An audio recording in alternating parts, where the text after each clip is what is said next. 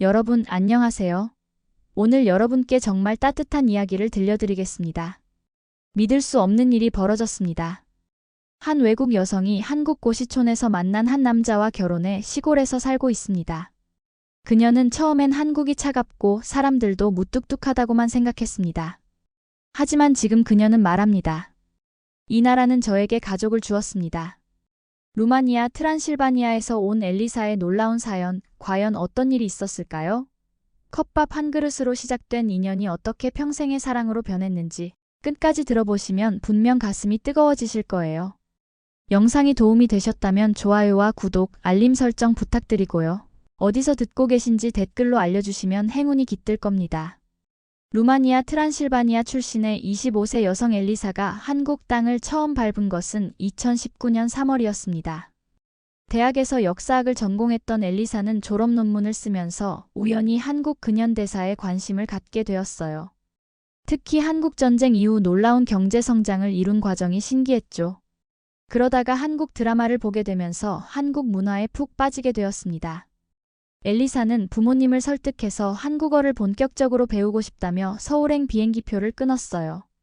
루마니아 부모님은 처음에 반대하셨습니다. 그 먼 나라까지 가서 뭘 하겠다는 거니? 여기서도 충분히 공부할 수 있잖아. 하지만 엘리사의 의지는 확고했어요. 엄마, 아빠, 저는 꼭 한국에 가서 직접 그 문화를 느껴보고 싶어요. 1년만, 딱 1년만 시간을 주세요. 인천공항에 내린 엘리사의 첫 느낌은 압도적이었습니다. 모든 것이 빠르게 돌아가는 도시의 속도, 지하철에서 아무도 말을 하지 않는 정적, 그리고 외국인인 자신을 바라보는 호기심 어린 시선들. 엘리사는 미리 예약해둔 고시원으로 향했어요. 하지만 현실은 상상과 달랐습니다. 노량진 고시촌의 반지하 원룸은 정말 좁았어요. 방 크기가 겨우 3평 정도였고 침대와 작은 책상 그리고 옷장 하나가 전부였습니다. 벽지는 습기 때문에 모서리가 들뜨기 시작했고 작은 창문으로는 사람들의 발밑만 보였어요.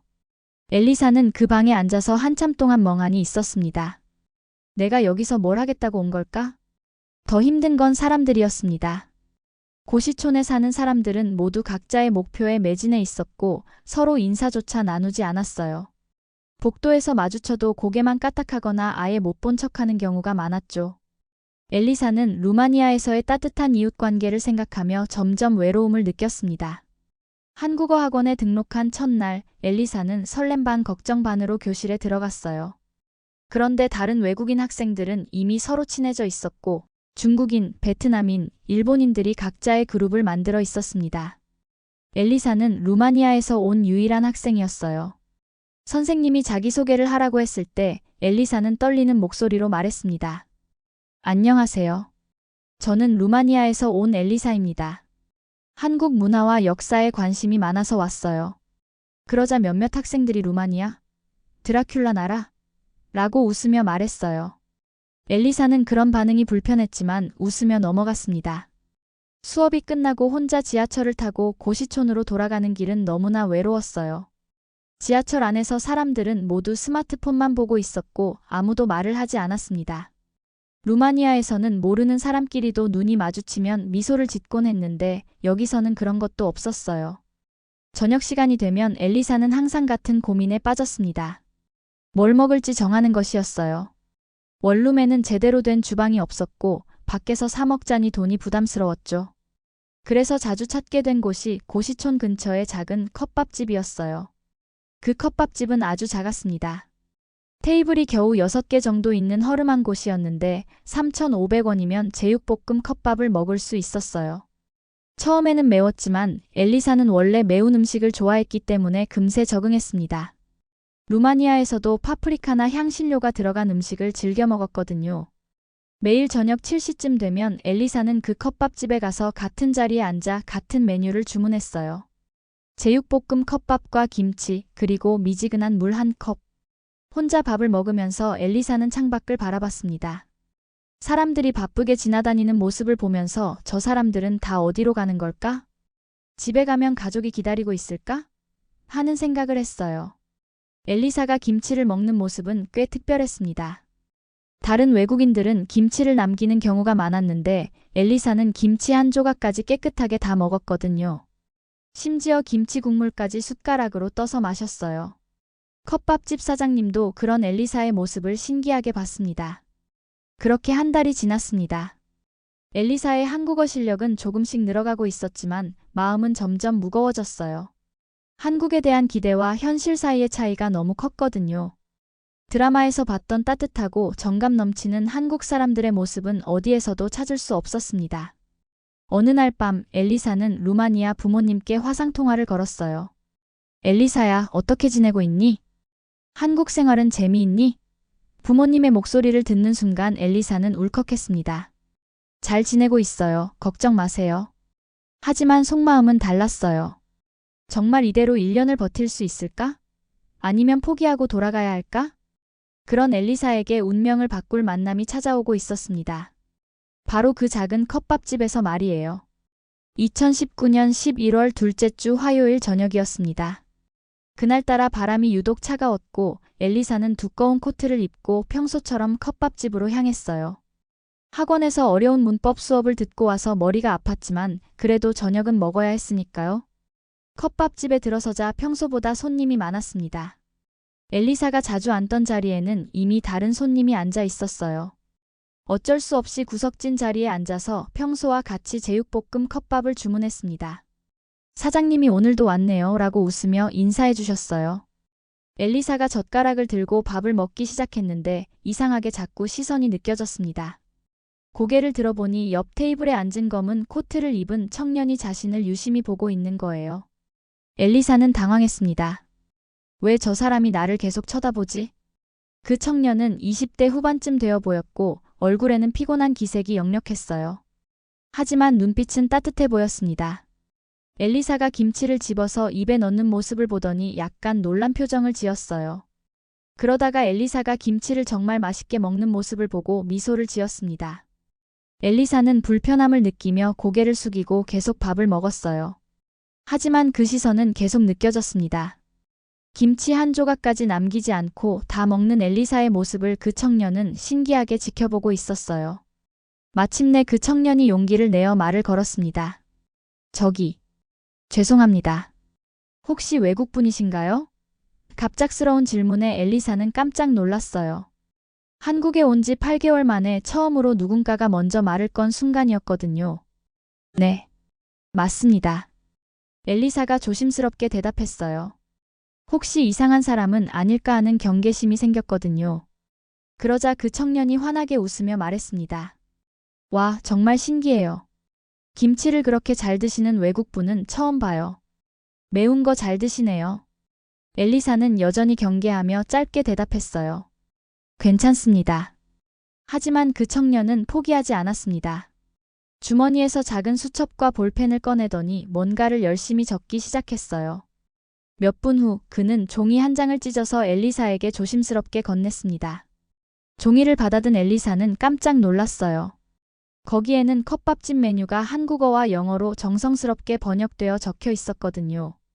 제육볶음, 김치찌개, 된장찌개, 불고기. 글씨체를 보니 정말 정성스럽게 써놓았어요. 급하게 휘갈겨 쓴 게 아니라 한 글자 한 글자 또박또박 써놓았습니다. 심지어 발음까지 한글로 적어놨어요. 김치, 비빔밥. 감사합니다. 엘리사가 작게 인사했어요. 그러자 그 청년이 더욱 환하게 웃으며 말했습니다.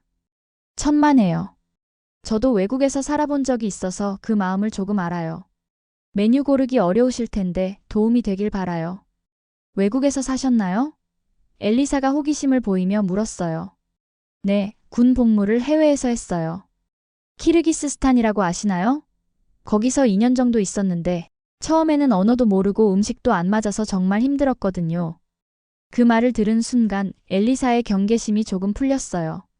이 사람도 외국에서 어려움을 겪어본 경험이 있구나 하는 생각이 들었거든요. 어느 나라에서 오셨어요? 청년이 물었습니다. 루마니아요. 와, 루마니아? 드라큘라 백작의 나라네요.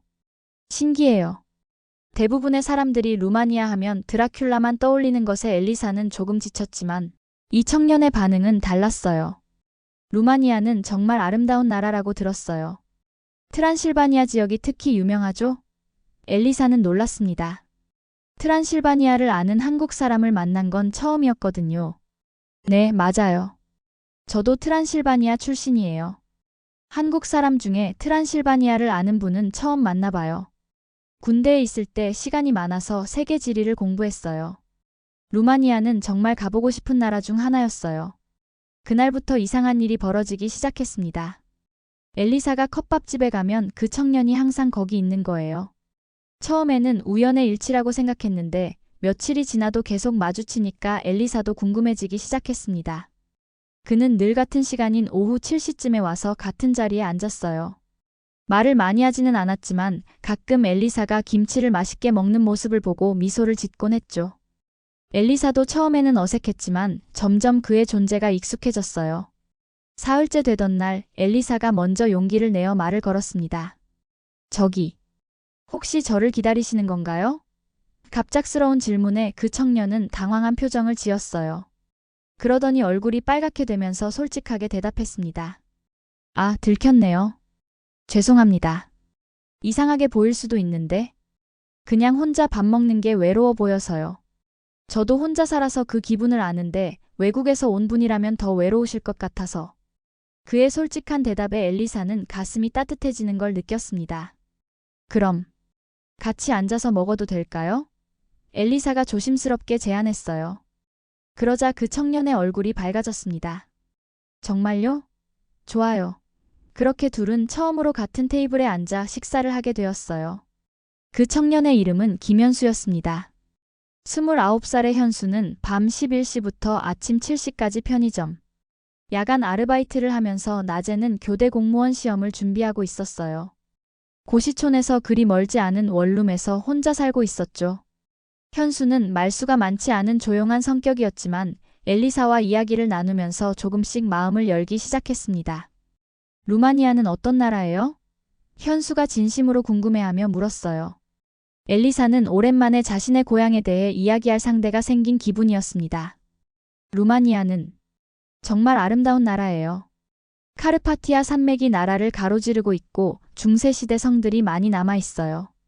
사람들은 드라큘라만 떠올리지만 실제로는 평화롭고 목가적인 풍경이 펼쳐져 있는 곳이에요. 엘리사의 눈이 반짝였습니다. 고향 이야기를 하니 기분이 좋아졌거든요. 저희 할아버지가 트란실바니아에서 작은 농장을 운영하셨어요. 어릴 때 방학마다 가서 놀았는데 정말 천국 같은 곳이었어요. 넓은 초원에서 양들이 풀을 뜯고 저녁이 되면 할머니가 만든 미트볼 수프와 따뜻한 빵을 먹었죠. 현수는 엘리사의 이야기를 진지하게 들어주었어요. 한국은 어때요? 살기 힘들죠? 엘리사는 잠시 망설이더니 솔직하게 대답했습니다. 처음에는 정말 어려웠어요. 모든 게 낯설고 사람들이 차가운 것 같고 특히 서울은 너무 빠르고 복잡해서 따라가기 힘들었어요. 그런데 지금은요? 지금은 엘리사가 현수를 바라보며 미소 지었어요. 좋은 사람을 만났네요. 현수도 따라서 웃었습니다. 저야말로 좋은 사람을 만났어요. 둘은 그날부터 매일 저녁 그 컵밥집에서 만나 함께 식사를 하게 되었습니다. 처음에는 어색했지만 시간이 지나면서 점점 편해졌어요. 현수는 엘리사가 김치를 먹는 모습을 보며 항상 신기해했습니다. 루마니아에는 김치 같은 발효식품이 있나요? 비슷한 게 있어요. 바르자라고 하는 양배추 절임이 있는데 김치만큼 매운맛은 없지만 신맛이 나요. 겨울에 비타민을 보충하기 위해 먹어요. 그럼 김치 맛에 금세 적응하신 이유가 있었네요. 현수가 무릎을 쳤어요. 현수는 가끔 엘리사에게 한국 음식과 문화에 대해 설명해주곤 했습니다. 이 고춧가루는 한국 음식의 핵심이에요. 김치뿐만 아니라 불고기, 비빔밥에도 들어가죠. 그리고 이 마늘은 엘리사는 그런 현수의 설명을 들으며 한국 문화에 대해 조금씩 알아가게 되었어요. 어느 날 현수가 엘리사에게 물었습니다. 한국어 공부는 어떠세요? 어려우시죠? 네, 특히 높임말이 정말 어려워요. 언제 쓰고 언제 안 써야 하는지 헷갈려요. 아, 그거는 한국 사람들도 가끔 헷갈려요. 저도 설명해 드릴 수 있는데. 그렇게 현수는 엘리사의 한국어 공부를 도와주기 시작했어요. 컵밥집에서 식사를 마친 후 근처 카페에 가서 1시간 정도 함께 공부했죠. 현수는 정말 인내심이 많았어요. 엘리사가 같은 실수를 계속 반복해도 짜증내지 않고 차근차근 설명해줬거든요. 현수 씨는 왜 교대를 준비하시는 거예요? 엘리사가 궁금해서 물었어요. 사실 어릴 때부터 선생님이 되고 싶었어요.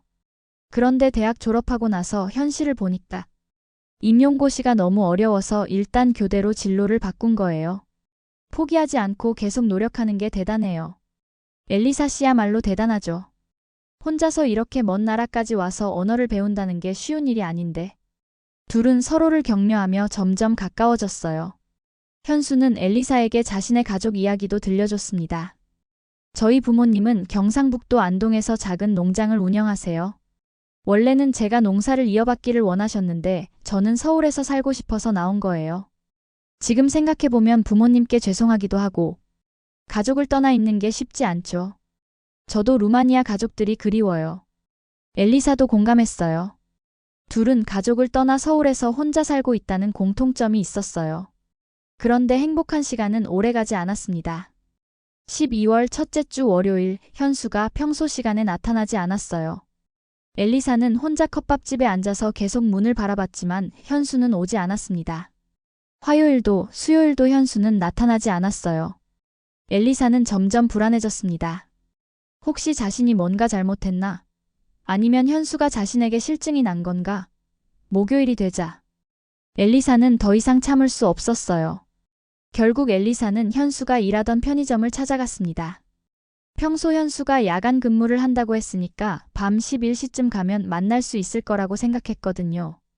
하지만 편의점에는 현수가 아닌 다른 아르바이트생이 있었어요. 저기, 혹시 현수 씨 아세요? 여기서 야간 아르바이트 하던. 아, 현수영요? 현수영은 고향에 급히 내려가셨어요. 그 말을 들은 엘리사는 가슴이 철렁했어요. 언제요? 일주일 전쯤? 아버지가 갑자기 쓰러지셨다고 하더라고요. 편의점 점주 아저씨가 나와서 자세한 이야기를 해줬습니다. 현수가 아버지가 뇌출혈로 쓰러지셨다고 급하게 내려갔어요. 병원비도 많이 들고 상태도 심각하다고 하더라고요. 언제 다시 올지는 모르겠다고 했어요. 엘리사는 그 순간 세상이 무너지는 것 같았어요. 한국에서 유일하게 마음을 터놓을 수 있었던 사람이 사라진 거였으니까요. 더욱이 가족의 위급한 상황 때문이라니 연락하기도 어려울 것 같았어요. 현수가 떠난 후 일주일 동안 엘리사는 완전히 무너져 있었습니다. 다시 예전의 외로운 일상으로 돌아간 거예요. 컵밥집에 가는 것도 의미가 없어졌고 한국어 공부에도 집중할 수 없었습니다. 학원 선생님이 엘리사 씨, 요즘 수업에 집중을 안 하시네요 라고 말할 정도였어요. 그러던 어느 날 오후 엘리사의 핸드폰에 문자 하나가 왔습니다. 발신자를 보니 현수였어요. 엘리사는 심장이 쿵쾅거리며 문자를 열어봤습니다. 엘리사 씨, 안녕하세요. 갑자기 연락도 없이 사라져서 정말 죄송합니다. 아버지가 갑자기 쓰러지셔서 고향으로 급하게 내려왔어요. 지금 중환자실에 계신데 상태가 많이 안 좋으셔서 의사 선생님도 언제 깨어나실지 모르겠다고 하시네요. 병원비도 걱정이고 어머니 혼자서는 감당하기 어려운 상황이라 제가 계속 여기 있어야 할 것 같습니다. 정말 미안해요. 다시는 서울에 못 올지도 몰라요. 그동안 정말 즐거웠습니다. 엘리사 씨도 건강하시고 한국어 공부 열심히 하세요. 언젠가 좋은 사람 만나서 행복하셨으면 좋겠어요. 엘리사는 그 문자를 읽고 또 읽었습니다. 다시는 서울에 못 올지도 몰라요라는 문장이 가슴에 깊이 박혔어요. 눈물이 주르륵 흘렀습니다. 그동안 엘리사는 현수가 언젠가는 돌아올 거라고 막연히 생각했는데 이제 그 가능성도 희박해진 거였죠. 엘리사는 현수에게 답장을 보냈습니다. 현수 씨, 갑자기 큰일이 생겨서 얼마나 힘드실지 상상이 안 돼요. 현수 씨 아버지께서 빨리 회복되시길 간절히 기도할게요. 저는 괜찮으니까 걱정하지 마세요. 가족이 우선이죠. 현수 씨도 건강 챙기시고 너무 무리하지 마세요. 하지만 보내고 나서도 마음은 편하지 않았어요. 그날 밤 엘리사는 잠을 이룰 수 없었습니다. 현수가 지금 얼마나 힘들까 생각하니 가슴이 아팠어요. 아버지의 생명이 위험한 상황에서 혼자 모든 것을 감당해야 하는 현수의 마음을 생각하니 자신의 외로움 따위는 아무것도 아닌 것 같았습니다. 다음 날 아침 엘리사는 갑작스러운 결정을 내렸어요. 현수를 찾아가기로 한 거였습니다. 현수가 보낸 문자에는 주소가 적혀 있었어요. 경상북도 안동시 풍천면 하회리 엘리사는 인터넷으로 그 주소를 검색해 봤습니다. 지도를 보니 서울에서 꽤 멀리 떨어진 시골 마을이었어요. 버스로 4시간 정도 걸린다고 나와 있었습니다. 엘리사는 망설였어요. 갑자기 찾아가면 현수가 부담스러워하지 않을까? 가족의 위급한 상황에서 외부인이 찾아가는 게 맞는 걸까? 하지만 그냥 있을 수는 없었어요. 적어도 현수가 어떤 상황인지 조금이라도 도움이 될 수 있는 일이 있는지 확인하고 싶었거든요. 엘리사는 한국어 학원에 가족 일이 있어서 며칠 쉬겠다고 연락했어요. 다음 날 이른 아침 엘리사는 작은 배낭 하나만 메고 동서울 터미널로 향했습니다. 안동행 버스표를 끊고 창가 자리에 앉았어요. 버스가 출발하면서 서울의 빌딩들이 점점 멀어져 갔습니다. 버스는 경부고속도로를 달려 경상북도로 향했어요. 창밖으로는 점점 도시의 모습이 사라지고 산과 들판이 나타났습니다. 겨울철이라 나뭇가지들은 앙상했지만 어딘지 모르게 평화로운 풍경이었어요. 엘리사는 창밖을 바라보며 생각했습니다. 루마니아 시골과 비슷하네. 이런 곳에서 현수가 자랐구나. 4시간 반의 긴 여행 끝에 안동터미널에 도착했습니다. 엘리사는 다시 시내버스를 갈아타고 풍천면으로 향했어요. 버스 안에는 할머니, 할아버지들과 몇 명의 아주머니들만 타고 있었습니다. 엘리사 같은 외국인은 처음 보는 듯한 시선들이 느껴졌어요. 하지만 이상하게 그 시선들은 서울에서 느꼈던 것과 달랐습니다. 차갑거나 무관심한 시선이 아니라 호기심 어린 그러면서도 따뜻한 시선이었어요. 한 할머니는 엘리사에게 어디서 왔어요? 라고 친근하게 물으시기도 했습니다. 풍천면에 도착한 엘리사는 현수가 알려준 주소를 찾기 시작했어요. 하회리로 가는 길은 논과 밭 사이의 작은 시골길이었습니다. 12월의 추운 날씨에 논에는 눈이 쌓여 있었고 멀리 안동호가 보였어요. 길을 걸으면서 엘리사는 점점 불안해졌어요. 정말 갑자기 찾아와도 될까? 현수가 싫어하면 어떻게 하지? 가족들이 부담스러워하면? 그러다 마침내 현수가 알려준 주소의 집을 찾았습니다. 그 집은 전형적인 한국 시골집이었어요. 단층 기와지붕 집에 작은 마당이 있었고 마당에는 김치를 담그는 큰 항아리들이 줄지어 있었습니다. 그런데 대문 앞마당에 눈에 익은 물건 하나가 놓여 있는 게 아니겠어요? 바로 서울 컵밥집에서 사용하던 그 플라스틱 쟁반이었습니다. 눈 위에 덩그러니 놓여 있는 그 쟁반을 보는 순간 엘리사는 가슴이 뭉클했어요. 현수가 그 쟁반을 가져온 이유를 알 것 같았거든요. 둘의 만남이 시작된 그 컵밥집의 추억이 담긴 물건이었으니까요. 엘리사는 한참 동안 그 쟁반을 바라본 후 용기를 내어 대문을 두드렸습니다. 안녕하세요? 혹시 현수 씨 계신가요? 문이 열리면서 50대 중반쯤 되어 보이는 여성이 나타났어요. 현수의 어머니였습니다. 갑작스럽게 나타난 외국인 여성을 본 어머니의 첫 반응은 당연히 놀라움이었어요. 하지만 곧이어 어머니의 얼굴에 알아차린 듯한 표정이 스쳤습니다. 어머, 혹시 당신이 엘리사예요? 어머니가 조심스럽게 물었어요. 엘리사는 깜짝 놀랐습니다. 어머니가 자신의 이름을 어떻게 아실까요? 네, 맞습니다. 혹시 현수 씨가 저에 대해 말씀하셨나요? 어머니의 얼굴이 환해졌어요. 아이고, 정말 엘리사구나. 우리 현수가 엘리사 얘기만 하더라고. 루마니아에서 온 친구가 있는데 정말 좋은 사람이라고, 김치도 잘 먹고 한국말도 열심히 배우고 있다고. 매일 엘리사 이야기였어. 어머니는 엘리사를 위아래로 살펴보더니 반가움을 감추지 못했어요. 어서 들어와요. 이 추운 날 멀리서 어떡해. 현수놈이 알면 얼마나 좋아할까? 어머니의 따뜻한 환대에 엘리사는 가슴이 뭉클해졌어요. 서울에서는 한 번도 느끼지 못했던 인간적인 따뜻함이었거든요. 집 안으로 들어서니 현수가 거실 소파에 앉아 있었습니다. 며칠 만에 본 현수의 모습은 많이 야위어 있었어요. 수염도 깎지 않았고 옷도 며칠째 같은 것을 입고 있는 것 같았습니다. 엘리사를 본 현수의 표정은 복잡했어요. 놀람과 기쁨 그리고 미안함이 섞여 있었죠. 엘리사 씨, 어떻게 여기까지? 정말 미안해요. 제가 갑자기 사라져서. 현수가 일어나면서 말했어요. 목소리가 쉬어 있었습니다. 걱정하지 마세요. 현수 씨 아버지는 어떠세요? 엘리사가 조심스럽게 물었어요. 현수의 얼굴이 어두워졌어요. 아버지가 뇌출혈로 쓰러지셨어요. 수술은 했는데 아직 의식이 돌아오지 않으셔서. 의사 선생님도 언제 깨어나실지 모르겠다고 하세요. 그리고 병원비가. 현수가 말을 잇지 못했어요.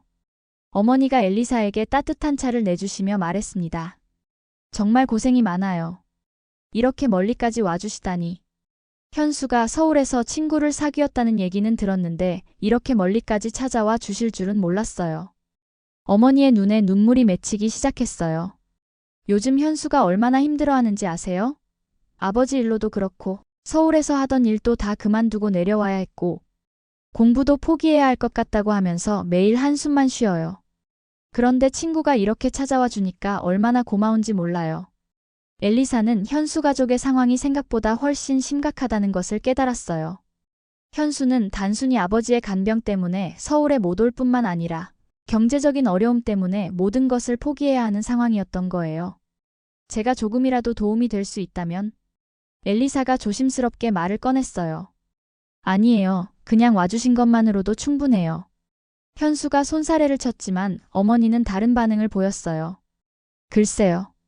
사실 현수 혼자서는 아버지 간병하기도 힘들고 집안일까지 돌보기는 어려워요. 제가 병원과 집을 오가며 돌보고 있지만 몸이 하나라. 어머니가 말끝을 흐렸어요. 엘리사는 결심했어요. 제가 여기서 며칠 머물면서 도울 수 있을까요? 서울에 급한 일은 없고 현수 씨가 이렇게 힘든 시기에 혼자 두고 갈 수는 없어요. 그러면 안 돼요. 엘리사 씨도 공부해야 하는데. 현수가 만류했지만 엘리사의 마음은 이미 정해져 있었어요. 현수 씨, 저는 서울에서 정말 외로웠어요. 현수 씨를 만나기 전까지는 한국이 정말 싫었어요. 차갑고 무서운 나라라고 생각했어요. 엘리사가 계속 말했어요. 하지만 현수 씨를 만나고 나서 조금씩 달라졌어요. 한국에도 따뜻한 사람들이 있다는 걸 알게 됐고요. 지금 여기 와서 보니 제가 서울에서 본 한국이 전부가 아니었구나 싶어요. 어머니가 엘리사의 손을 꼭 잡아주었어요. 고마워요, 엘리사. 정말 고마워요. 그럼 우리가 가족처럼 지내보자. 어차피 현수 혼자서는 아버지 간병하기 힘들 텐데 당신이 있어주면 큰 도움이 될 것 같아요. 그날 밤 엘리사는 현수네 집에서 첫 번째 밤을 보내게 되었습니다. 어머니가 정성스럽게 방을 내주셨어요. 한국 전통 온돌방이었는데 바닥이 따뜻해서 정말 신기했어요. 루마니아에서는 이런 난방 방식을 본 적이 없었거든요. 저녁 식사 시간에 어머니는 직접 기른 배추로 김치를 담가주셨어요. 우리 현수가 말하더라고. 엘리사가 김치를 정말 잘 먹는다고. 그래서 우리 집 김치도 한번 맛보라고 하고 싶었어. 엘리사가 그 김치를 맛보는 순간 정말 눈물이 날 뻔했어요. 서울 컵밥집의 김치와는 차원이 다른 깊고 복합적인 맛이었거든요. 발효의 깊은 맛과 함께 뭔가 따뜻한 정성의 맛이 느껴졌어요. 정말 맛있어요. 이런 김치는 처음 먹어봐요. 엘리사가 진심으로 말했어요. 어머니는 엘리사의 반응을 보고 정말 기뻐하셨어요. 그럼 내일부터 김치 담그는 법 가르쳐 줄게요. 루마니아에 가서도 만들어 드실 수 있게. 현수도 엘리사가 온 후 조금씩 밝아지는 것 같았어요. 정말 고마워요, 엘리사 씨. 혼자 있을 때는 정말 막막했는데 이렇게 와주시니까. 현수의 목소리에서 안도감이 느껴졌어요. 그날 밤 엘리사는 온돌방에 누워서 생각했어요. 이상하다. 서울에서는 그렇게 외롭고 차가웠는데 여기서는 왜 이렇게 따뜻할까? 같은 한국인데? 이렇게 다를 수가 있나? 엘리사는 그 이유를 아직 명확히 알지 못했지만 분명한 것은 여기서 뭔가 다른 한국을 경험하고 있다는 거였어요. 다음 날부터 엘리사의 새로운 일상이 시작되었습니다. 아침 6시에 일어나서 어머니와 함께 아침 식사를 준비하고 현수가 병원에 가기 전에 간단한 식사를 챙겨줬어요. 처음에는 모든 게 서툴렀지만 어머니가 하나하나 차근차근 가르쳐 주셨습니다. 엘리사야, 쌀 씻을 때는 이렇게 해야 해. 너무 세게 비비면 안 되고 물이 맑아질 때까지 4-5번 정도 헹궈야 해요. 어머니는 엘리사를 이미 딸처럼 대하고 계셨어요. 엘리사도 어머니를 어머니라고 부르기 시작했고요. 엘리사가 가장 열심히 배운 것은 김치 담그는 과정이었어요. 김치는 그냥 고춧가루 넣고 끝이 아니에요. 배추를 소금에 절이는 시간, 양념 만드는 비율, 숙성시키는 방법까지 모든 게 중요해요. 어머니의 설명을 들으면서 엘리사는 한국 음식의 깊이를 새롭게 깨닫게 되었어요. 루마니아에도 이런 발효 음식이 있나요? 어머니가 궁금해서 물었어요. 네, 사우어크라우트라고 하는 양배추 절임이 있어요. 하지만 김치처럼 이렇게 많은 재료와 정성이 들어가지는 않아요. 김치는 정말 예술 작품 같아요. 며칠 후 엘리사는 된장국 끓이는 법도 배웠어요. 된장은 우리나라 전통 발효식품이에요. 콩을 발효시켜서 만드는 건데 집집마다 맛이 달라요. 우리 집 된장은 시어머니가 직접 담그신 거예요. 어머니가 자랑스럽게 말씀하셨어요. 엘리사는 또 나물 무치는 법도 배웠습니다. 도라지 무침, 콩나물 무침, 시금치 무침. 이런 반찬들이 한국 밥상의 기본이에요. 하나하나 정성스럽게 만들어야 해요. 어머니는 엘리사가 열심히 배우는 모습을 보며 정말 기뻐하셨어요. 우리 현수는 남자라서 이런 거에 관심이 없었는데 엘리사가 이렇게 열심히 배우니까 가르쳐주는 재미가 있어요. 마치 딸이 생긴 것 같아요. 어머니의 그 말에 엘리사는 가슴이 뭉클했어요. 한편 현수는 매일 아침 일찍 병원으로 가서 아버지를 돌보고 저녁 늦게 집으로 돌아왔어요. 처음에는 엘리사가 갑자기 찾아온 것에 대해 미안해하고 부담스러워했지만 시간이 지나면서 엘리사의 존재가 얼마나 큰 도움이 되는지 깨닫게 되었습니다. 병원에서 힘든 하루를 보내고 집에 들어서면 엘리사와 어머니가 함께 준비한 따뜻한 밥상이 기다리고 있었거든요. 엘리사가 정성스럽게 끓인 된장국, 어머니와 함께 무친 나물들, 그리고 갓 담근 김치까지. 정말 고마워요, 엘리사 씨. 당신이 없었다면 어머니 혼자서 얼마나 힘드셨을까요? 그리고 저도. 이렇게 힘든 시기에 혼자였다면 정말 견디기 어려웠을 것 같아요. 현수가 진심으로 고마워했어요. 어느 날 저녁 현수가 병원에서 돌아와 좋은 소식을 가져왔어요. 아버지 상태가 조금 나아지고 계세요. 의식은 아직 돌아오지 않으셨지만 생체 신호가 안정되고 있다고 해요. 그 말을 들은 어머니와 엘리사는 정말 기뻤어요. 엘리사가 온 이후로 집안 분위기도 밝아지고 좋은 일들이 생기는 것 같아요. 어머니가 말씀하셨어요. 엘리사가 우리 집에 복을 가져다 준 것 같아요. 엘리사는 점점 현수네 집 생활에 익숙해져 갔어요. 아침에 일어나면 마당에 나가서 김치 항아리들을 확인하고 어머니와 함께 하루 식사를 계획했죠. 오후에는 집 청소를 하거나 다음날 반찬을 준비했어요. 특히 엘리사가 좋아한 것은 저녁 시간이었어요. 현수가 병원에서 돌아오면 세 사람이 함께 저녁 식사를 하면서 하루 있었던 일들을 나누었거든요. 마치 진짜 가족 같은 느낌이었어요. 엘리사는 언제까지 여기 있을 거예요? 현수가 조심스럽게 물었어요. 사실 현수는 엘리사가 계속 머물러 주기를 바라고 있었지만 엘리사에게도 자신의 삶이 있다는 것을 잘 알고 있었거든요. 저는 현수 씨와 어머니가 괜찮다고 하실 때까지 있고 싶어요. 서울에 가면 할 일은 한국어 공부뿐인데 여기서도 한국어는 배울 수 있으니까요. 엘리사의 대답에 현수와 어머니 모두 안도의 표정을 지었어요. 그런데 며칠 후 정말 기적 같은 일이 일어났습니다. 현수 아버지의 의식이 돌아온 거예요. 현수가 병원에서 급히 전화를 걸어왔어요. 어머니, 엘리사 씨. 아버지가 깨어나셨어요. 지금 병원으로 오세요. 어머니와 엘리사는 급히 병원으로 달려갔어요. 중환자실에서 현수 아버지는 비록 약해 보이셨지만 분명히 의식을 회복하고 계셨어요. 여보. 아버지가 어머니를 부르시는 목소리에 어머니는 눈물을 터뜨렸어요. 아버지가 엘리사를 보고 물으셨어요. 이분은 누구신가요? 현수가 설명했어요. 아버지, 제 친구 엘리사예요. 루마니아에서 오신 분인데 아버지 간병을 도와주셨어요. 아버지는 엘리사를 바라보며 고개를 끄덕이셨어요. 고맙습니다. 우리 가족이 어려울 때 이렇게 도와주셔서. 목소리는 약했지만 진심이 담겨 있었어요. 의사가 설명해 주기로는 정말 기적적인 회복이라고 했어요. 뇌출혈 후 이렇게 완전히 의식을 회복하는 경우는 많지 않습니다. 환자분의 의지력과 가족들의 정성스러운 간병이 큰 도움이 되었을 것입니다.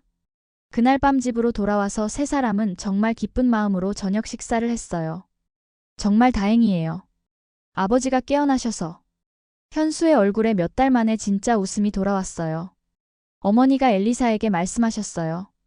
엘리사야, 정말 고마워. 네가 온 이후로 좋은 일만 생기는 것 같아. 네가 우리 집에 복을 가져다 준 게 분명해. 현수 아버지가 의식을 회복하면서 집안 분위기가 완전히 달라졌습니다. 아직 완전히 회복되려면 시간이 더 필요했지만 생명에는 지장이 없다는 의사의 말에 모든 가족이 안도했어요. 엘리사도 이제 정말로 현수 가족의 일원이 된 기분이었습니다. 현수는 아버지의 회복을 보고 중요한 결정을 내렸어요. 저는 교대 준비를 포기하고 집으로 돌아와서 가족 농장을 물려받으려고 해요. 어머니는 처음에 반대하셨어요. 현수야, 내 꿈을 포기하면 안 되지. 아버지도 그걸 원하지 않으실 텐데. 하지만 현수의 의지는 확고했어요. 어머니, 서울에서 공무원이 되는 것도 좋지만 부모님과 함께 있으면서 농사일을 하는 것도 의미 있는 일이라고 생각해요. 그리고 현수가 엘리사를 바라보며 말했어요. 지금은 제게 소중한 사람이 있으니까 이곳에서 새로운 시작을 해보고 싶어요. 엘리사는 현수의 말에 가슴이 뜨거워졌어요.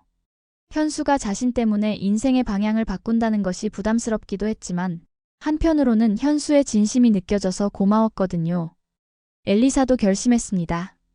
서울로 돌아가지 않고 이곳에서 현수와 함께 살기로요. 하지만 시골 생활이 처음인 엘리사에게는 적응해야 할 것들이 많았어요. 농사일은 처음 해보는 거였고 마을 사람들과의 관계도 쉽지 않았거든요.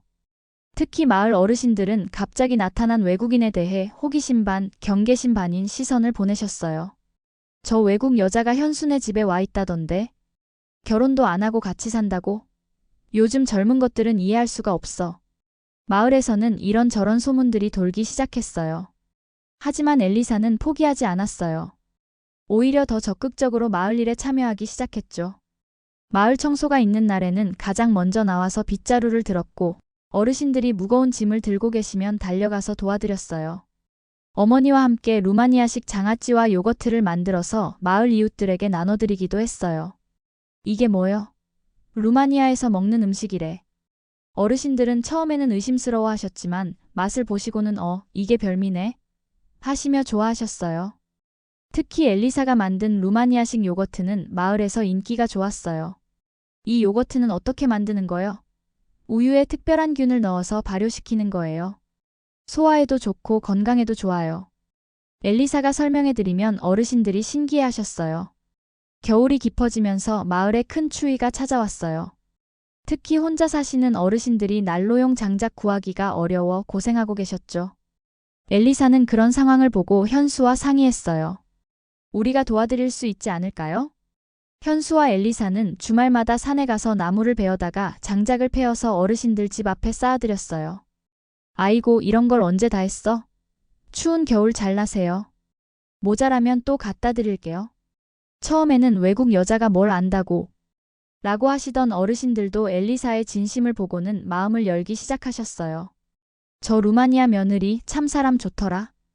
외국 사람인데도 우리보다 더 정성스럽게 일하네. 현수 놈이 좋은 사람 만났어. 이런 말들이 마을에 퍼지기 시작하면서 엘리사를 바라보는 시선이 완전히 달라졌어요. 길에서 만나면 엘리사야, 밥은 먹었니? 오늘도 고생 많아. 하며 친근하게 말을 걸어주셨어요. 한 번은 마을 이장님이 엘리사를 따로 불러서 말씀하셨어요. 엘리사 씨, 처음에는 걱정이 많았는데 이렇게 마을 일에 적극적으로 참여해 주시니까 정말 고마워요. 이제 진짜 우리 마을 사람이에요. 엘리사는 그런 말씀을 들을 때마다 가슴이 뜨거워졌어요. 서울에서는 8개월을 살아도 한 번도 느끼지 못했던 소속감과 공동체 의식을 이곳에서는 몇 달 만에 느끼게 된 거였거든요. 어느 날 저녁 엘리사는 현수와 함께 마을을 산책하면서 이야기했어요. 현수 씨, 저는 이제야 진짜 한국을 알게 된 것 같아요. 무슨 말이에요? 서울에서 본 한국은 차갑고 각박한 곳이었어요. 사람들은 바쁘게만 살고 서로 관심도 없고. 하지만 여기서는 달라요. 엘리사가 계속 말했어요. 여기 사람들은 처음에는 경계하시지만 마음을 열고 다가가면 정말 따뜻하게 받아주세요. 그리고 어려운 일이 있으면 서로 도와주고. 이런 게 진짜 한국 문화가 아닐까요? 현수도 고개를 끄덕였어요. 맞아요. 저도 서울에서 살면서 그런 걸 잊고 있었어요. 경쟁만 하고 성공만 생각하고. 하지만 여기서는 사람 사는 냄새가 나죠. 한국이라는 나라는 처음에는 차가워 보이지만 시간을 두고 진심으로 다가가면 누구보다 따뜻하게 품어주는 나라인 것 같아요. 엘리사의 말에 현수는 감동했어요. 외국인인 엘리사가 자신보다 한국의 참모습을 더 잘 이해하고 있는 것 같았거든요.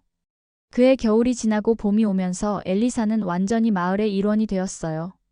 마을 행사가 있으면 빠지지 않고 참여했고, 어르신들의 생신이 있으면 루마니아 전통 케이크를 만들어 가기도 했어요. 우리 마을에 이런 국제적인 며느리가 있다니 자랑스러워. 마을 사람들은 엘리사를 자랑스러워했어요. 그리고 엘리사도 이 마을, 이 사람들을 진심으로 사랑하게 되었습니다. 2020년 봄, 벚꽃이 만개하던 4월 현수와 엘리사는 결혼하기로 결정했습니다. 사실 두 사람의 마음은 이미 겨우내 하나가 되어 있었어요. 어려운 시기를 함께 견디면서 서로에 대한 사랑이 더욱 깊어졌거든요. 현수가 정식으로 청혼한 것은 어느 조용한 봄날 저녁이었어요. 두 사람이 논두렁을 걸으면서 이야기하고 있을 때였죠. 엘리사 씨, 저와 결혼해주세요. 제가 많은 걸 드릴 수는 없지만 평생 사랑하고 지켜드리겠습니다. 엘리사는 이미 마음의 준비가 되어 있었어요. 네, 현수 씨. 저도 현수 씨와 함께 평생을 살고 싶어요. 두 사람의 약속은 그렇게 간단하고도 진솔하게 이루어졌어요. 하지만 결혼 준비는 쉽지 않았어요. 무엇보다 코로나19로 인해 큰 결혼식은 불가능했거든요. 그런데 오히려 이것이 두 사람에게는 더 의미 있는 결혼식을 올릴 수 있는 기회가 되었어요. 우리는 화려한 결혼식보다는 정말 의미 있는 결혼식을 올리고 싶어요. 현수와 엘리사의 생각이 일치했어요. 마을 사람들과 가족들이 모두 참석할 수 있는 곳에서 조촐하게 하면 어떨까요? 최종적으로 결정된 장소는 마을 앞 논두렁이었어요. 봄이 와서 논에는 물이 가득 차 있었고 멀리 안동호가 보이는 정말 아름다운 곳이었죠. 가장 중요한 것은 현수 아버지가 휠체어에 앉아서도 쉽게 참석하실 수 있다는 점이었어요. 엘리사의 부모님이 루마니아에서 날아왔습니다. 코로나19 때문에 여행이 어려웠지만 딸의 결혼식만큼은 놓칠 수 없다고 하시며 긴 여행을 감수하셨어요. 인천공항에서 2주간 격리를 마치고 안동에 도착한 부모님을 본 엘리사는 눈물을 쏟았어요. 엘리사야, 정말 괜찮겠니? 우리와 너무 멀리 떨어져서 살게 되는데. 어머니는 여전히 걱정이 많으셨어요. 딸이 한국의 시골에서 결혼한다는 것이 마음에 걸리셨거든요. 하지만 현수 가족을 만나고 나서는 마음이 완전히 달라지셨어요. 특히 현수 어머니가 엘리사 부모님을 위해 정성스럽게 준비한 선물들을 보고는 정말 감동받으셨어요. 현수 어머니는 직접 기른 들깨로 만든 참기름 한 병을 선물하셨어요. 그리고 엘리사가 가장 좋아한다며 정성스럽게 담근 김치, 손수 만든 도라지 무침까지. 이런 정성스러운 마음을 가진 분들이라면 우리 딸을 맡겨도 안심이 되겠어요. 엘리사 아버지도 현수를 만나보고는 마음에 들어 하셨어요. 현수 씨가 얼마나 엘리사를 아끼는지 눈빛만 봐도 알 수 있어요. 그리고 가족들의 인품도 정말 훌륭하고요.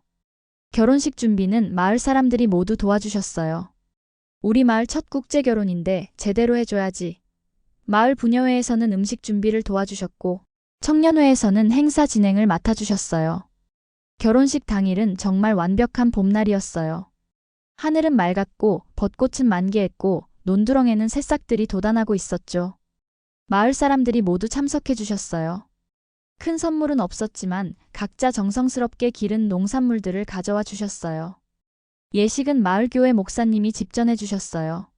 사랑은 국경을 넘고 언어를 넘고 문화를 넘습니다. 현수 씨와 엘리사 씨의 결혼이 바로 그것을 증명해주는 아름다운 사례입니다. 현수와 엘리사가 서로 사랑한다고 맹세할 때 참석한 모든 사람들의 눈에 눈물이 맺혔어요. 특히 현수 아버지는 휠체어에서 일어서려고 애쓰시면서 축복해 주셨죠. 엘리사야, 우리 가족이 되어줘서 고마워. 평생 행복하거라. 결혼 반지는 특별했어요. 현수가 직접 만든 것이었거든요. 은반지에 작은 한국 전통 문양과 루마니아 전통 문양을 함께 새겨 넣었어요. 이 반지에는 두 나라의 사랑이 담겨 있어요. 결혼식 후 작은 피로연이 열렸어요. 마을 사람들이 준비한 한국 전통 음식과 엘리사 부모님이 가져온 루마니아 전통 음식이 한 상에 차려졌죠. 두 나라의 음식 문화가 만나는 특별한 순간이었어요. 마을 이장님이 축사를 해주셨어요. 우리 마을에 이렇게 특별한 며느리가 왔습니다. 엘리사는 이제 우리 마을 사람이고 우리가 평생 지켜줄 딸입니다. 그날 밤 작은 신방에서 엘리사는 부모님과 마지막 대화를 나눴어요. 엘리사야, 정말 행복하니? 아버지가 물으셨어요. 엘리사는 환하게 웃으며 대답했습니다. 네, 아빠. 정말 행복해요. 처음에 한국에 왔을 때는 이런 날이 올 줄 전혀 몰랐어요. 그런데 지금은 한국이 제게 모든 것을 주었어요. 사랑하는 사람도, 따뜻한 가족도, 저를 받아주는 공동체도. 어머니도 딸의 행복한 모습을 보고 안심하셨어요. 우리가 걱정했던 것과는 정말 달라. 현수 씨 가족들이 너를 정말 소중하게 생각하는 게 보여. 그리고 무엇보다 네가 정말 행복해 보인다. 걱정 마세요, 엄마, 아빠. 저는 여기서 정말 소중한 사람들을 만났어요. 그리고 제가 진짜로 원했던 삶을 살고 있어요. 평생 이 사람들과 함께 행복하게 살게요. 결혼식이 끝나고 며칠 후 엘리사 부모님이 루마니아로 돌아가실 때 현수 어머니가 특별한 선물을 준비하셨어요. 이것은 우리 집에 대대로 내려오는 장독입니다. 엘리사가 김치 담글 때 쓰라고 주는 거예요. 루마니아에서도 한국의 맛을 잊지 말라고요. 엘리사 부모님은 그 정성에 감동받아 눈물을 흘리셨어요. 정말 고마워요. 딸을 이렇게 사랑해 주셔서. 그렇게 두 가족은 진짜 가족이 되었어요. 결혼 후 1년이 지났을 때 루마니아에서 엘리사의 언니 마리아가 방문했습니다. 마리아는 엘리사가 한국 시골에서 어떻게 살고 있는지 직접 확인해보고 싶다고 했거든요. 사실 마리아는 엘리사의 결혼에 대해 여전히 걱정이 많았어요. 엘리사가 정말 행복할까? 그런 시골에서 문명의 혜택도 제대로 못 받으면서.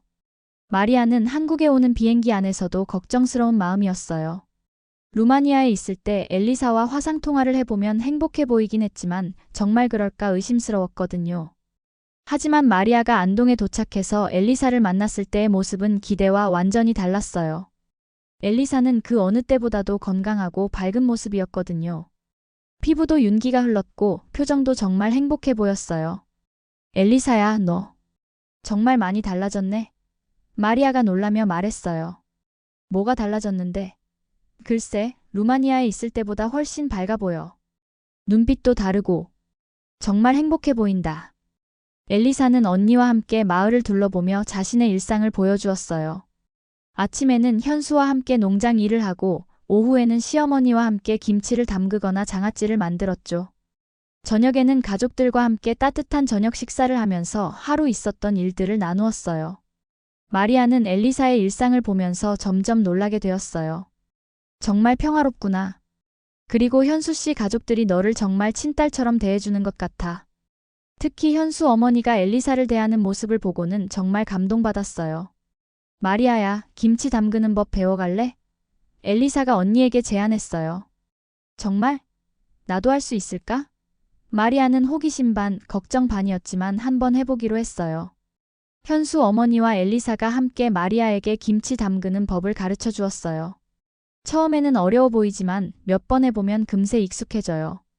마리아는 배추를 절이고 양념을 만들고 버무리는 과정을 신기하게 지켜봤어요. 와, 이렇게 복잡한 과정을 거치는 거였구나. 그냥 야채 절임인 줄 알았는데. 마리아가 감탄했어요. 김치는 단순한 절임이 아니에요.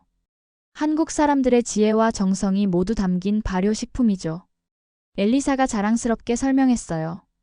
며칠 후 마리아는 엘리사와 현수와 함께 마을 뒤쪽 언덕에 올라갔어요. 그곳에서 바라본 안동의 풍경은 정말 아름다웠어요. 넓은 들판, 굽이치는 강, 그리고 멀리 보이는 산들. 그때 엘리사가 갑자기 주머니에서 낡은 사진 한 장을 꺼냈어요. 어릴 적 루마니아 할아버지 농장에서 찍은 사진이었죠. 언니, 이 사진 기억나? 마리아는 그 사진을 보고 깜짝 놀랐어요. 우리가 어릴 때 할아버지 농장에서 찍은 사진이잖아. 엘리사는 사진을 들고 눈앞의 풍경과 비교해 보았어요. 내가 왜 이곳을 선택했는지 이제야 알겠어. 이곳이 우리 고향과 너무 닮았어. 정말 그랬어요. 넓은 들판, 멀리 보이는 산들, 그리고 평화롭게 농사짓는 사람들의 모습까지. 마리아도 그것을 느꼈어요. 정말이야. 여기 서 있으면 할아버지 농장에 온 것 같아. 냄새도 비슷하고 바람도 비슷하고. 현수도 그 사진을 보며 놀랐어요. 정말 비슷하네요. 그럼 엘리사 씨가 여기서 편안함을 느끼는 이유가 이것 때문이었구나. 그래, 나도 처음엔 몰랐어. 왜 서울은 그렇게 답답하고 어려웠는데 여기서는 이렇게 편안한지. 이제야 이유를 알겠어. 엘리사의 목소리에는 깊은 깨달음이 담겨 있었어요. 그날 저녁 세 사람은 논두렁에 앉아서 해질녘을 바라보며 이야기를 나누었어요. 엘리사야, 솔직히 처음에는 정말 걱정이 많았어. 너 혼자 이렇게 먼 곳에서 살게 된다니. 마리아가 솔직한 마음을 털어놨어요. 하지만 이제는 안심이 돼. 너가 정말 행복해하는 것 같고 현수 씨도 정말 좋은 사람이고 가족들도 너를 진심으로 사랑하는 것 같아. 마리아의 말에 현수가 고마워했어요. 마리아 씨, 저희가 엘리사를 정말 소중하게 생각해요. 엘리사는 우리 가족에게 정말 큰 선물 같은 존재예요. 현수의 진심 어린 말에 엘리사는 가슴이 따뜻해졌어요. 며칠 후 마리아가 루마니아로 돌아갈 때 현수 어머니가 특별한 선물을 준비하셨어요. 이건 우리 집에서 담근 김치예요. 루마니아에 가서 엘리사 생각날 때 드세요. 마리아는 그 정성에 감동받았어요.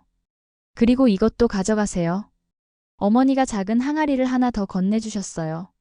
루마니아에서도 김치를 담글 수 있게 김치 냉장고는 없어도 이 항아리면 충분해요. 마리아는 공항에서 엘리사와 작별 인사를 하며 말했어요. 엘리사야, 정말 행복해. 너의 선택이 옳았어. 여기서 진짜 너다운 삶을 사는 것 같아. 두 자매는 울먹이며 포옹했어요. 마리아가 떠난 후 엘리사는 현수와 함께 다시 그 언덕에 올라갔어요. 할아버지 농장 사진을 보며 엘리사는 말했어요. 내가 한국을 선택한 게 아니라 한국이 나를 선택한 것 같아. 운명적으로 이곳에 이끌린 것 같아. 현수는 엘리사의 손을 꼭 잡으며 말했어요. 저도 그렇게 생각해요. 우리의 만남도 엘리사 씨가 이곳에 온 것도 모두 운명이었던 것 같아요. 두 사람은 석양을 바라보며 조용히 앉아 있었어요. 그때 엘리사가 말했어요. 현수야, 나는 이제 확신해. 내가 찾던 것이 바로 이거였어. 성공이나 출세가 아니라 사랑하는 사람들과 함께하는 평범하지만 행복한 일상이었어. 2022년 봄, 엘리사와 현수에게는 더욱 특별한 소식이 있었습니다. 엘리사가 임신한 거예요. 결혼 2년 만에 찾아온 소중한 생명의 소식에 온 가족이 기뻐했죠. 현수 부모님은 물론 마을 사람들까지 모두 축하해 주었어요. 우리 마을에 새 생명이 태어나는구나. 마을 할머니들은 엘리사를 더욱 극진히 돌봐주셨어요. 외국 사람이라도 우리 마을 손주는 우리 마을 손주야. 잘 돌봐줘야지. 엘리사는 그런 할머니들의 사랑을 받으며 정말 행복한 임신 생활을 보냈어요. 엘리사는 임신 기간 동안 한국 전통 태교에 대해 배웠어요. 시어머니가 아이에게 좋은 영향을 주려면 엄마가 항상 마음을 평온하게 갖고 좋은 음식을 먹고 좋은 생각을 해야 한다고 하시며 정성스럽게 돌봐주셨거든요. 엘리사야, 임신했을 때는 성격 급한 사람 보면 안 돼. 아이한테 안 좋은 영향 간다. 미운 생각하지 말고 항상 예쁜 것만 봐야 해. 그래야 아이가 예쁘게 태어나. 어머니의 조언을 듣는 엘리사는 한국의 전통 육아 문화에 대해 새롭게 알게 되었어요. 엘리사는 임신 중에도 농사일을 도왔어요. 물론 무리하지 않는 선에서요. 임산부가 일을 하면 아이가 건강하게 태어난다는 시어머니의 말씀에 따라 가벼운 일들은 계속했죠. 콩 심기, 김치 담그기, 장아찌 만들기 등. 특히 엘리사는 임신 중에 한국어 실력이 더욱 늘었어요. 뱃속 아이에게 한국어로 동화책을 읽어주면서 자연스럽게 발음과 억양이 좋아진 거예요. 엘리사가 이제 진짜 한국 사람 같아졌네. 마을 사람들이 엘리사의 유창한 한국어를 듣고 놀라워했어요. 아이가 태어난 날은 정말 특별했어요. 2022년 11월 단풍이 절정이던 가을날이었죠. 아이는 엘리사의 파란 눈과 현수의 까만 머리를 갖고 태어났어요. 정말 동화 속 인형같이 예쁜 아이였어요. 이 아이는 정말 특별한 아이구나. 엘리사가 갓 태어난 아이를 안으며 생각했어요. 루마니아와 한국 두 나라의 사랑을 받으며 태어났으니까 얼마나 복이 많은 아이일까? 마을 사람들은 그 아이를 보고 진짜 국제적인 아이네. 이 아이가 커서 세계를 무대로 활동할 것 같아라며 귀여워해 주셨어요. 아이의 이름은 지안이라고 지었어요. 한국어로는 지혜롭고 평안하다는 뜻이고 루마니아어로는 조안 아이오에이엔 하나님의 선물과 비슷한 발음이라서요. 2023년 가을, 엘리사는 현수와 함께 아이를 데리고 루마니아를 방문했습니다. 현수의 두 번째 해외여행이었고 지안이에게는 첫 번째 해외여행이었어요. 엘리사의 부모님은 손주를 보고 정말 기뻐하셨어요. 이 아이는 정말 두 나라의 장점을 모두 갖고 태어났구나. 엘리사 아버지가 지안이를 안으며 말씀하셨어요. 눈은 엘리사를 닮아 파랗고 머리카락은 현수를 닮아 까맣고 정말 아름다운 아이야. 루마니아에서 한 달 동안 머물면서 현수는 엘리사의 어린 시절을 더 깊이 이해할 수 있었어요. 할아버지 농장을 직접 보니 정말 안동 시골과 비슷했거든요. 엘리사 씨가 우리 마을에서 편안함을 느끼는 이유를 이제야 완전히 알겠어요. 엘리사는 루마니아 가족들에게 김치 담그는 법을 가르쳐 주었어요. 어머니와 마리아는 물론 이웃들까지 모여서 김치 담그기 체험을 했죠. 이게 그 유명한 김치구나. 루마니아 사람들도 김치의 맛에 놀라워했어요. 엘리사가 한국에서 이런 것들을 배웠구나. 정말 대단해. 엘리사 어머니는 딸이 한국 전통 음식을 능숙하게 만드는 모습을 보고 자랑스러워 하셨어요. 루마니아에서 돌아온 후 엘리사는 더욱 확신을 갖게 되었어요. 자신이 내린 선택이 옳았다는 것을. 처음에 한국에 왔을 때는 정말 힘들었어요. 모든 게 낯설고 외롭고 때로는 포기하고 싶었죠. 하지만 지금 돌이켜보면 그 모든 어려움이 있었기에 지금의 행복도 있는 것 같아요. 현수도 엘리사와의 만남을 운명이라고 생각했어요.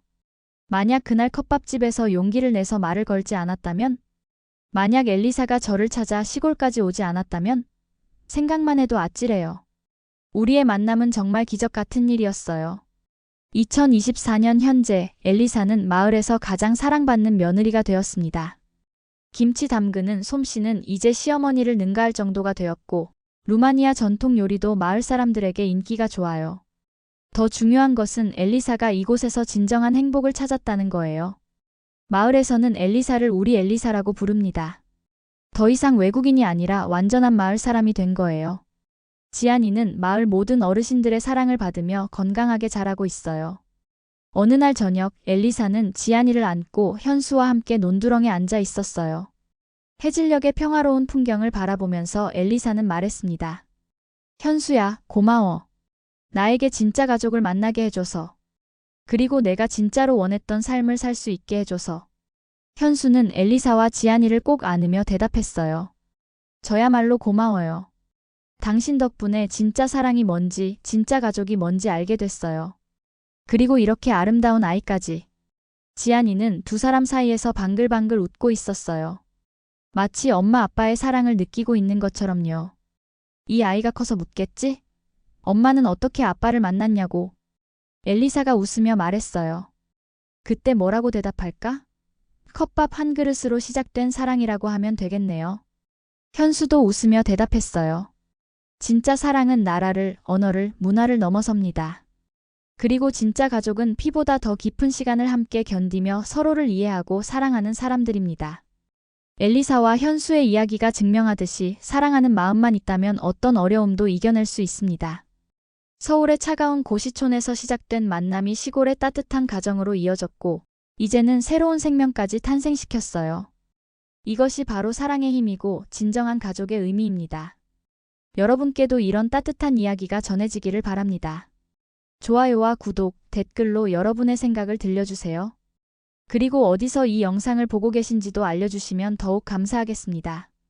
사랑하는 마음만 있다면 언어도, 문화도, 거리도 모든 것을 극복할 수 있다는 것을 엘리사와 현수의 이야기가 보여주었습니다.